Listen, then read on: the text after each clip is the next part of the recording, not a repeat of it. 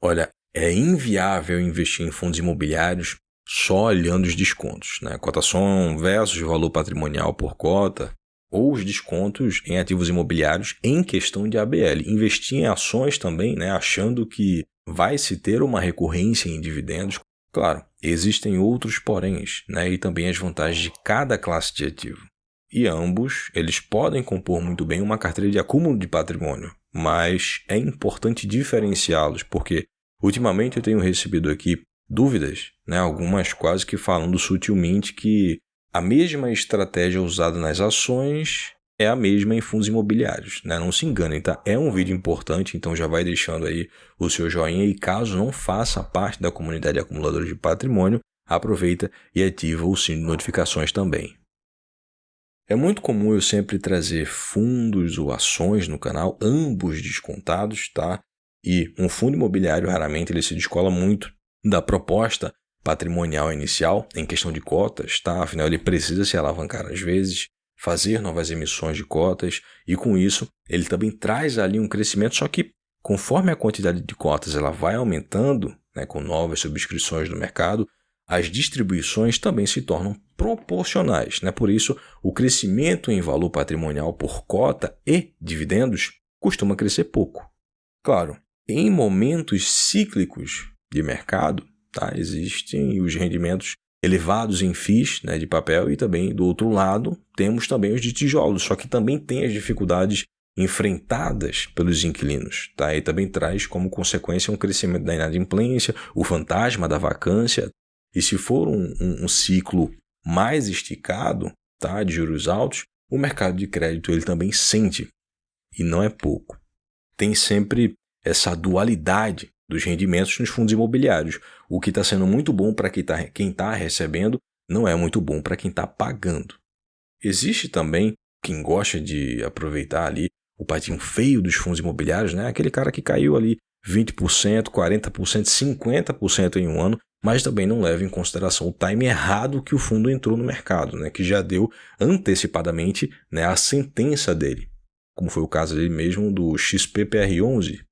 Fundos imobiliários é para se ter retornos recorrentes e da maneira mais conservadora possível, né? Levando em conta que nenhum investimento é totalmente 100% seguro. Por isso, escolher um fundo high grade, conservador, um fundo de tijolo que tem aí, por exemplo, um patrimônio em bilhões, como de logística, ajuda a passar muito bem aí por esses momentos complicados e ainda se ter aí um retorno também bem acima da média, né? No caso dos fundos de papel, se for high grade, nesses momentos é melhor ainda. O upside são os rendimentos recorrentes, né? Dividendos mensais e quanto menor o risco, melhor.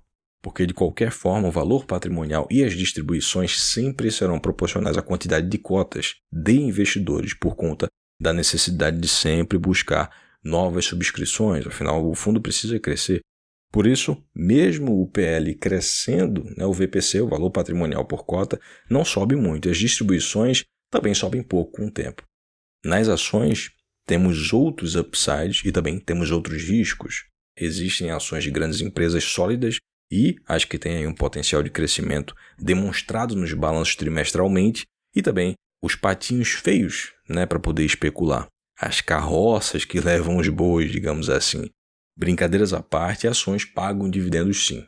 Ações como, por exemplo, Bradesco, Itaú, Banco Banestes, né, o Banco do Espírito Santo, por exemplo, pagam JCPs, juros sobre capital próprio, todos os meses. Dividendos bem menores do que os fundos imobiliários. Ações como Vale, Petrobras, que já foram as melhores pagadoras de dividendos, não pagou mais do que muitos fundos imobiliários de papel, né, em um ciclo de inflação e juros altos. Isso porque a vantagem de compor a composição acionária dessas empresas listadas é o crescimento dela com o tempo, e não apenas os dividendos, né, que inclusive são pagos, na maioria das vezes, a cada trimestre, semestre ou até mesmo uma vez ao ano.